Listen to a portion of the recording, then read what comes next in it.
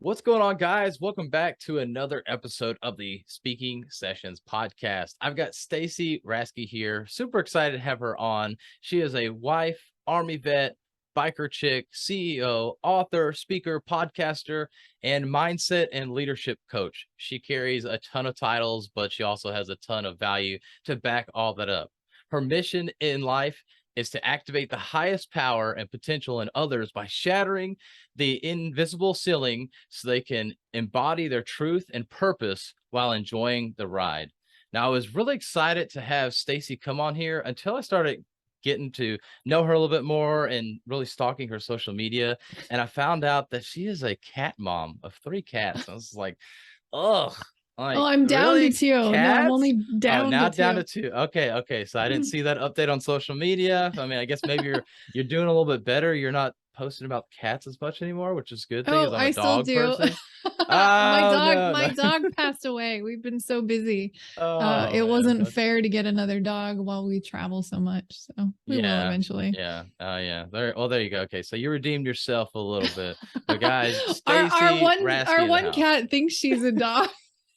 Yeah, I've seen that before. Yeah, the cats are different for sure, and They are. dogs are much more loving. And yeah, so I'm just a dog person, but had to give you a hard time on that. No, I appreciate it. It's not a problem. I never take it personal. And what's interesting as a boundaries expert and something that I've realized over the years is the reason people have challenges with cats is because cats have boundaries. And most people don't like that. Where dogs do not have Mm, boundaries. They are 1000% available and all about you, and cats are not. mm. Yeah, I never thought about that. Yeah, well, yeah, we never would have thought about that. So, hey, Oh there we yeah. go. We learned something. There We you can stop the go. podcast now, move on. And apparently cats have boundaries, and that's I'm not That's even the gonna say it problem. because I'm gonna have to go like wash my tongue off, but I guess they're better because of that. No, it's not necessarily a better or worse. It's just different, right? It's just Yeah. different. Yeah. Oh yeah. See, there we go. There we go again with the boundaries. It's all about mindset with Stacy here. But Stacy, tell us a little bit more about yourself. Thank you so much. Like the oddball episode, we just go right into the cat Hey, jokes. that's all right. Yeah. Hey. It was International Cat Day, I think, yesterday. That's why I shared some videos. I was like, all right, I'm gonna have a little share of my crazy cat ladies. There we go. There we go. I think I saw it was So like waffle day today. I didn't get my waffle though, so so funny. yeah. So yeah, I mean, gosh, what are we not doing? We've got so many things in the pipeline. We've got coming up is our amazing event coming up in November. This is big 2-day event. The speakers we have like I think half of the lineup of people from Breakfast with Champions on Clubhouse, like the #1 morning show on Clubhouse. We have like half of those people are speaking at our event. Wow. It's so awesome. The people. I mean, it's influential freedom summit. So it's really stepping into the internal and external shifts that need to happen to create true freedom. And the bulk of freedom really is an inside job. Most people are like, yeah, time, money, geography. I was like, yo, all those are external things. If Mhm. you're not in that place of truly deeply respecting yourself and your goals, freedom's an inside job, because if you're carrying all the emotional burden, you are not free. If you are Mm. completely being run by your schedule rather than you being in charge of your time, again, you're kind of victim to the prison you created. And so you're really not free. And so we have to make those internal shifts. And so everybody that's coming in, they're all like self mastery experts, human behavior experts, all kinds of amazing people. That sounds like a really great opportunity. I can really see the solopreneur really doing that because most of them hate the 9 to 5 because they have to work all these hours and never get paid for it. And they want to create their own job or create their own business, but then it turns into their own job and they're just stuck on it and they can never get away from it, get that freedom. So I could see where that freedom could come into play. And is that a play on like American freedoms? When we think about freedom, a lot of times I think about like America and freedom, everything like that. Is that also play on that, or is that just more about Yeah, that internal freedom I completely? mean, it is. to a certain degree. I think it's just part of the branding with myself because I mean, we're doing it on Veterans Day. I am a veteran. My husband's a veteran. Some of the speakers we have are veterans. So, there really is a lot to the idea of freedom being encompassed into the experience because obviously we're people who really get what freedom means. We've fought for our freedom. And so, because we're so passionate about it, and then going through life over the last decade post military and really seeing that freedom is a way of being and a way of leading in the world. It is Mm, truly stepping into choosing the freedom we desire and creating the freedom we desire. And for me, my prison was internal. So I was not free at all. It was, wearing the mask of who I should be, playing all of those roles, holding on to all the emotional baggage and burden because I didn't know what to do with any of it. And all of that ended up contributing to my rock bottom moment, which was only at the end of 2014. So, people see all the stuff that I'm doing now, like, wow, you're living your purpose and you're impacting the world and you're an author and a speaker and you're doing all this stuff. And it's like, yeah, because I did the inner work, because I did the work to lead myself, I've been able to step out in the world to now be that leader, that impactor, that influential person to help others. mm. And so this happened over the last couple of years, because I know obviously 8 years is when the journey started, but when did you quote unquote make it, or things just start clicking and it looks like all the successes really came to you? Has this been over the last couple of years where the events and everything started Um, happening, or what? I'm trying to get a little time frame here just yeah. so Yeah. I people mean, understand that. it's definitely been a journey. I mean, yeah, rock bottom was right at the end of 2014. 2015 was my transformation year. Lost half my body weight, got off all my meds, started taking control of me. Mm, And that's how I was able to start changing everything externally. That was when I was introduced to my very first mentor, who actually I was blessed and honored with the opportunity to interview on my podcast only a few weeks ago, which was amazing. And really pay it forward in that way. But it's the reason I bring up that time frame of 2015 to now is a lot's happened in only 7 years. I mean, I saved my marriage, transformed my health, my mindset, started and launched and scaled a business. Really all the big stuff in my business has happened since mid 2020. That's when things really started getting big and serious. But I'd say you could probably go back to when I put my book out. Really, once my book was out in 2019, like mhm. the gloves are off, the mask is off, real Stacy is out there for the world to see. So that really started catapulting a ton of success, not because of the book. And I always tell people this, it's not about the book. It's about the fact that you put something in writing and shared your story in a really powerful way. The most cathartic personal development experience I've ever been through was writing a book because I sat in the suck of my stories to extract the lessons for the purpose of empowering others.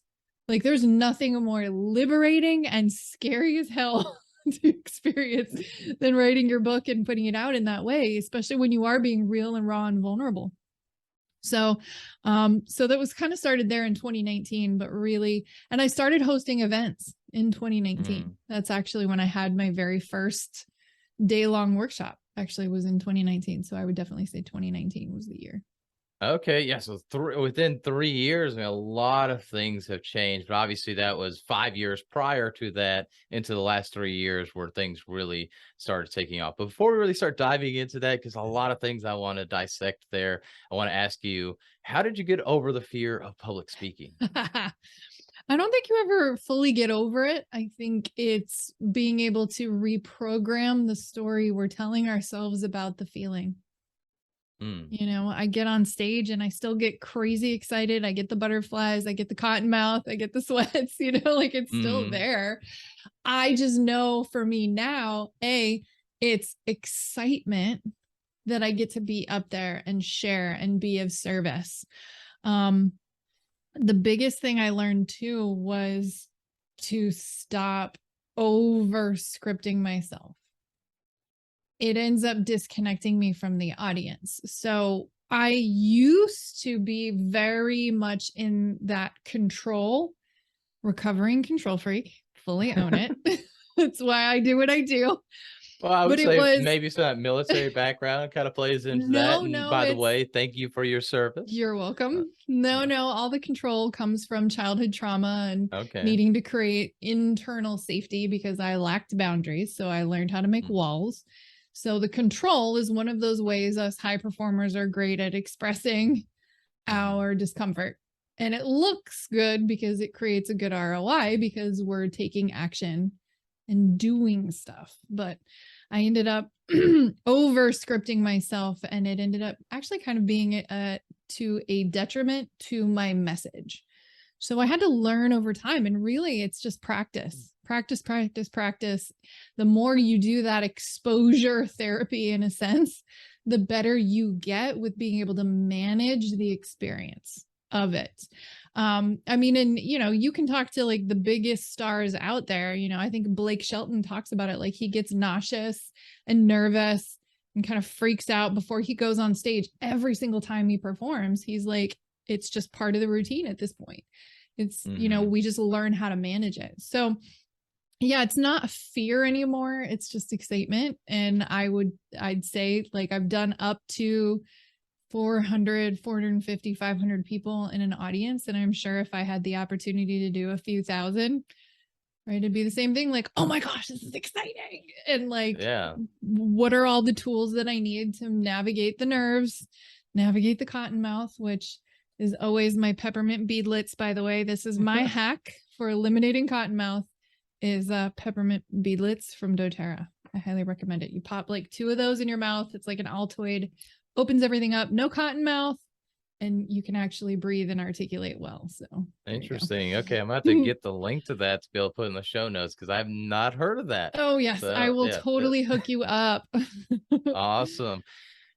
But it's interesting how you mentioned that it's not fear, it's nerves. And I've had a lot of people actually answer the question, not necessarily the same way, but they all say the same thing. It's not really that you get over fear, but that you get past it in the moment, and it's something that's always going to be there. But I think it's a good point that you bring up that it's actually nerves and not necessarily a fear. We just translate it as fear because we're not used to being nervous like that. We're not used to being up on stage. I do like that you said it that way. It's something that we go through. It's just the story we Hmm. tell ourselves. And the physiological response to an elevated nervous system is the same whether we're going into fight or flight or we're like happy dancing out the door excited. It's just the story we're telling ourselves. So you're going to still feel the butterflies in your stomach and the tightness in your chest and maybe in your throat. But is this a good thing because that's what we say? Or is it a bad thing because we're like, oh my God, they're going to find out I'm totally a fraud right now. I don't need to be Yeah. here. Yeah. Well, those nerves are a good thing too. Like you said, They you're are. worried about being that fraud, which means that you care. If you Yeah. stop getting those nerves, it means you don't care anymore. And then you're not going to do well on that stage. Maybe you do okay, but you could have done a lot better if you actually cared. And people are going to know that. Even though you may not think they're going to notice that you actually care or don't care. So having nerves is a good thing. Mhm. But I do And want to go, you just talk through it. yeah. Within like 5 to 10 minutes, you relax and you get into your groove and you're fine. Yeah, yeah, yeah. That's what happens for me. That's what happens with some of the clients I've worked with and everything. And a lot of people I talk to, like yourself, that have been on stage a lot. It's just you get in there, you get going, and then you're fine. It's just that initial point that is definitely nerve wracking. It's scary. Yeah, palms are sweaty, everything like that. But once you get going, you're good. But I want to And go back. practice. Go Practice ahead. always helps too. Yeah, yeah, oh yeah, yeah, definitely practice helps a lot. But I want to take us back to 2019 when you launched that book. So tell us how launching that book really helped get your message out there. Because you talked about how you really had to open up yourself and really talk about your story. And probably that, like you said, it was a pivotal moment for you because then you became Stacy Raske, the person that Yeah. wasn't afraid to put out who she was, what she had to overcome, which then made people really resonate with you because they're like, "Hey, I'm just like Stacy, or I'm where Stacy was So she probably can help me now because she's past that. So how was that a pivotal moment for you with getting the It book out? was. It was, yeah, because I mean it's one, like I said, a big personal development journey to just put something out there. There's something so finite about it in terms of how we process it emotionally, that like even putting the Kindle out wasn't a big deal, but as soon as I got the paperback version, I was like, "Oh, wait, it's in print now." Like there's something so different about it. But it's interesting because it really was, the veil was lifted, because in the book I included pictures of myself with my motorcycle. It wasn't something I was leading with before that. Like people Mm, just didn't know I was a biker chick. I put in more information about, being a veteran. Again, it was one of those things I wasn't really leading with. So it was kind of all part of a rebrand of really making it a personal brand mm. and allowing people in for lack of a better term, almost like you're letting people behind the curtain, and then they get to realize, oh wait, there is no curtain. That's just who you are. And that Ooh. really, they really resonate with that. And that definitely, when it comes to, lead generation and connecting with your ideal clients, is super, super helpful. Oh yeah, you just spoke on a thing where I was gonna try and steer you, but you went right there. So basically that avatar, you created the avatar that you wanted to speak to and who would resonate with you. A lot of times Mhm. whenever people get into speaking, they just think, and which baffles me, is I want to go speak on stage. Okay, well, what do you want to speak about? I don't know. I mean, I could speak on mindset, I could speak on fitness, like Yeah. business, And all then these who do you different want to talk things. to? Yeah. I mean, I just want to talk to people. Mhm. Okay. I mean, who are we trying to talk to? Because you can't just talk to anybody. Nobody's going to listen to you. The So, one thing that I found in kind of over the years is the best avatar that we can create in any situation, no matter what your business is working with someone who's very similar to you, hmm, just like a year ago, because interesting. you Even a know year ago. them. Yeah, even a year Yeah. ago, right? Like some of my clients are like where I was like 6 months ago. You will only need to be one step ahead of your clients. Hmm, Especially if we're talking about like the coaching, mentoring space, you just need to be one step ahead. That's it. Because there's people ahead of you you're learning from. And then these are the people that are behind you on the freeway, right? And there's going to be yeah. people like you come up on the freeway, you might be going a little bit faster than you may pass people, right? I've grown past some of my coaches and mentors in the past because I'm like, whoa, you're kind of a one trick pony. Love you, but got what I needed. Now moving on. Yeah. And then others, every now and then you'll see people pass you, right? I've had a couple clients I worked with and they did so amazing. Now they're just blowing up and shining bright. And I'm just like so, so proud of them. And on the surface, it kind of looks like they're even further along than myself. So, Yeah. Hmm. How did that make you feel when that happened? I'm just um, curious.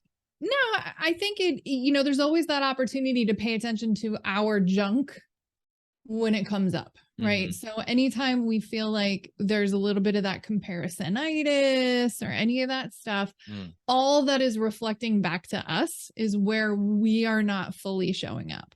So any negative emotion I may have had at any given time, I just sit with it and just think, oh, isn't this interesting? What is this telling me about myself right now? Right? Where do I need to dig in?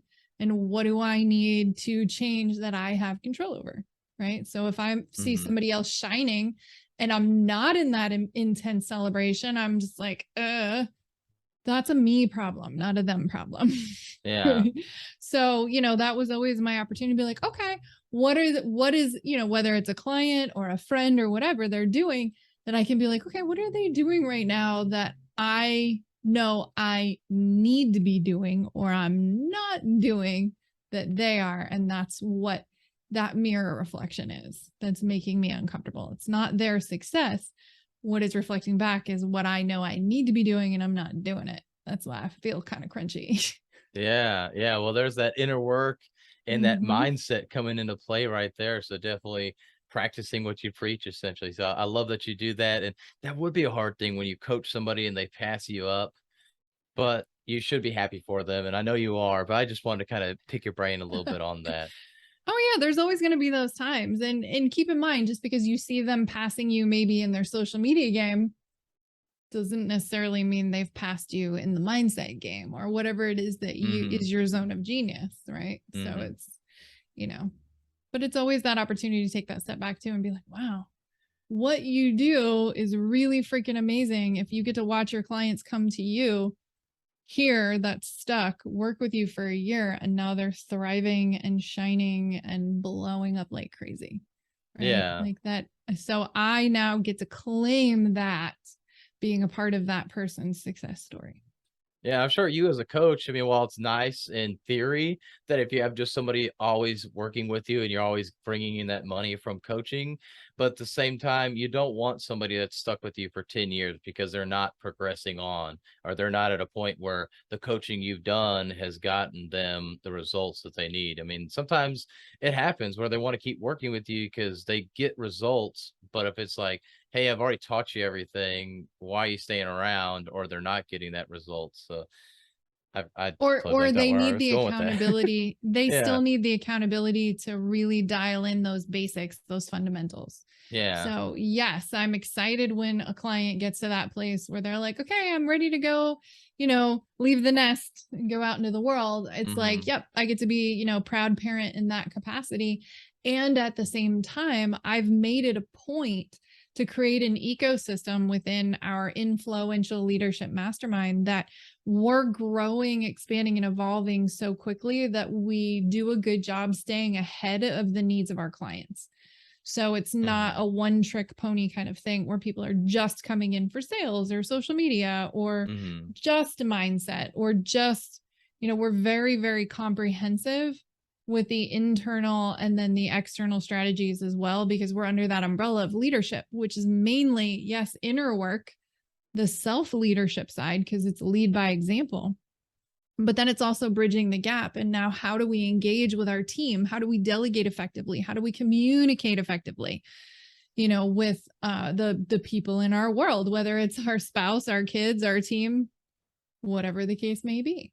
That's a big part of that leadership aspect. And so we've got to be able to have that good relationship with self and the self leadership, and then the external relationships and the external leadership. So we kind of have a unique framework in that sense Hmm. where we're always bringing in different experts and we're bringing in all of this stuff, so it's a very Mind Valley style, and then it's super super customized, so it's whatever your pathway and what you need is going to be different from what so and so needs over here in their industry. Yeah. Well, that's awesome that y'all are always expanding like that. As I know, at least for myself with coaching, and it sounds like you're the same way, but you're expanding so you don't have to necessarily drop the client off per se, or they graduate from you. But for me, if they're trying, I don't want them to stay with me for forever and ever. I want them to be able to graduate from at least one of my Yeah. coaching programs into the next one. I don't want them to be stuck on that same one because then I'm not doing my job Yeah, as a we coach. definitely have the But I want ascension, but to, eventually yeah. it's like, no, we want people to stay part of the family.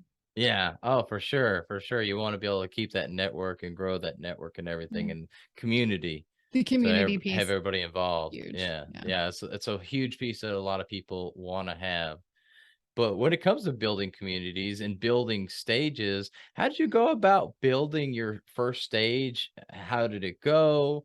If why did you decide to build your first stage? So Tell me about yeah, that. it's funny because I was going to a bunch of different events for different people and saw the examples of what it was like to have small, intimate events for the day, and seeing that not only as a conversion event but an opportunity to serve at a higher level, because when you've got people's focused attention because they're in a room with you, like your ability to impact them is significantly increased, especially if you do the work right there, not just Mm, rah motivation, fire hydrant of information from the stage, and yeah. everybody's got to leave and go do the work later.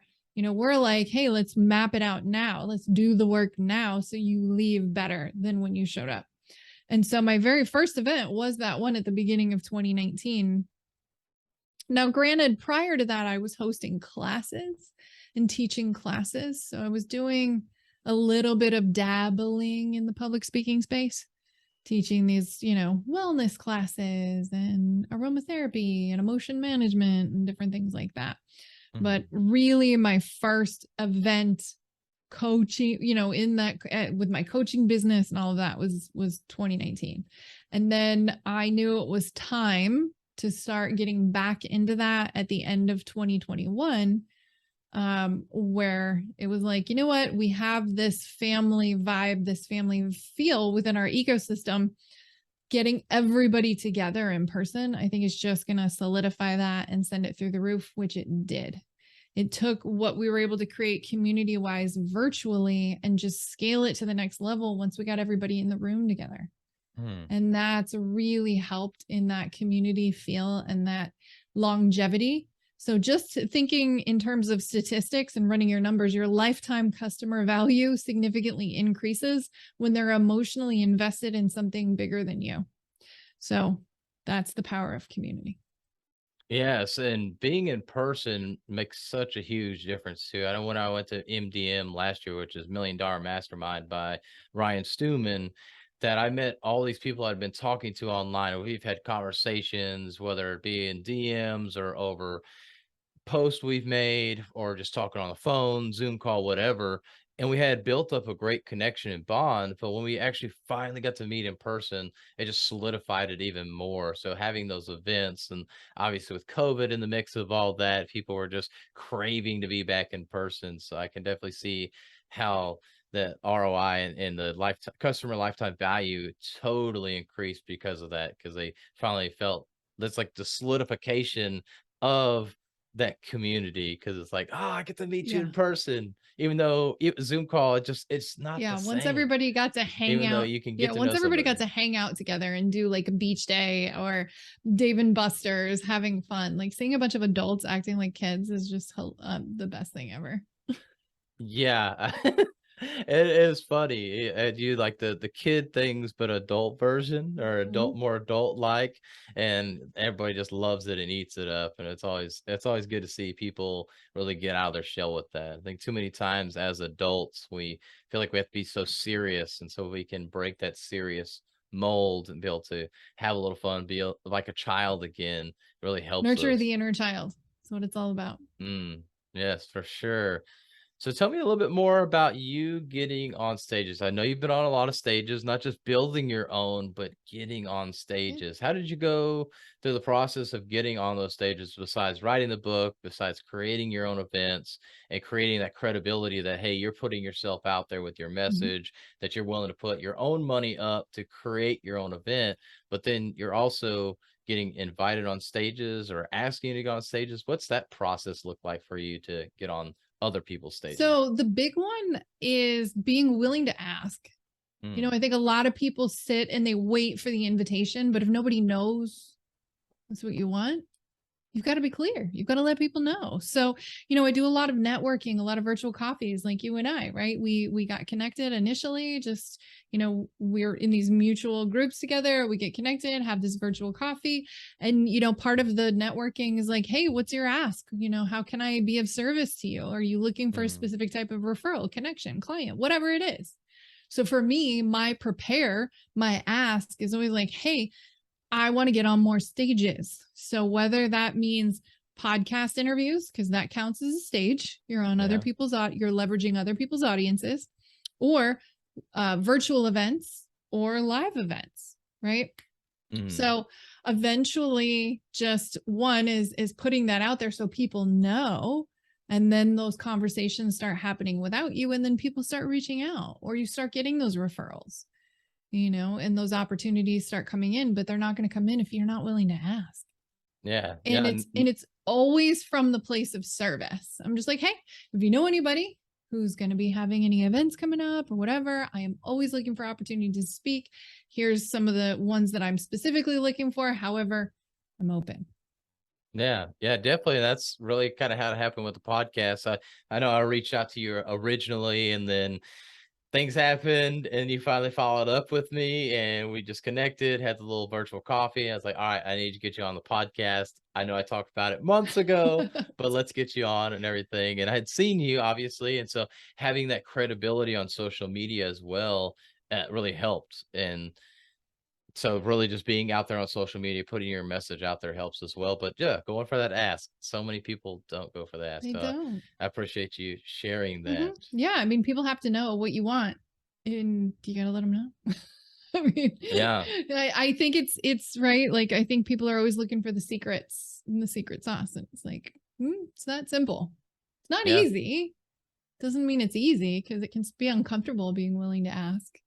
But it's always putting it in that framework of this is about being of service to whoever needs to hear your message when you are on the respective stage. Mm. Right. And so do you help your clients at all with understanding that, how to get their message out there and everything? Oh yeah. Yeah. There's a lot of that unlocking that next level of genius, purpose, Hmm. impact, potential. When they have all that untapped potential, just waiting for that stage, for that podcast, for that whatever it is, right? So a lot of them, that's that next inevitable step is, they're successful in all of their respective businesses. So that next step is creating their coaching, consulting, mentoring business, their speaking business, their get their book out, that kind of stuff. So it's that next Hmm. level of visibility and impact. Yeah. And so what would be some tips that you would give to somebody, say they do want to get on stage? What are some, maybe a couple things that they could do to help them get towards getting on that stage besides just simply going out and asking and providing the value, of course, first coming from a place of service? Yeah, absolutely. So we kind of touched on it already is number one, really focusing in what is your message? What do you want to talk about and who is this message for? Because that's going to give you a lot of guidance because there's a billion different types of audiences you can be speaking to, whether it's live, in person, whether it is, corporate, maybe it's a nonprofit. There's a different types of events. There's so many different things. It can be church related, it can be business related, it might be personal. Like there's everything under the sun. So you've got to have that clarity of what do you want to talk about?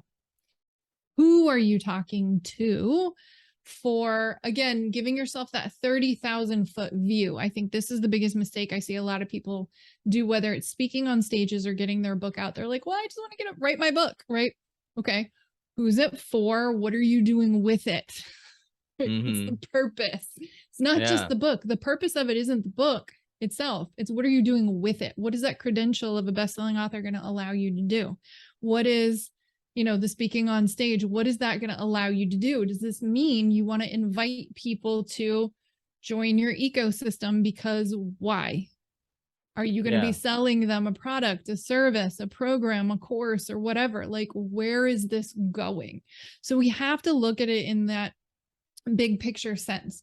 So really getting on the stages, yeah, we're up there, we're sharing a message and a mission, and we're impacting those people, and it's for a purpose, right? Mm. Like getting on stages truly is some amazing lead generation because it's super warm, hot leads. They just saw you in your magic, in your zone. You moved them because if you're a good speaker, it doesn't matter what you say, it's about how you made them feel. Hmm. And so they're like, oh my gosh, yes, they're ready to go. Where are you taking these leads, these clients in this journey? So really giving yourself that 30,000-foot view of what are you doing with the speaking, because people are going to want to connect with you, want to learn more. What do you want to do with it? So I'm So hearing I'm hearing strategy. You have to have yeah, a strategy behind all of yeah, this. it's a plan. Yeah, yeah. I Have mean, that's a so hard.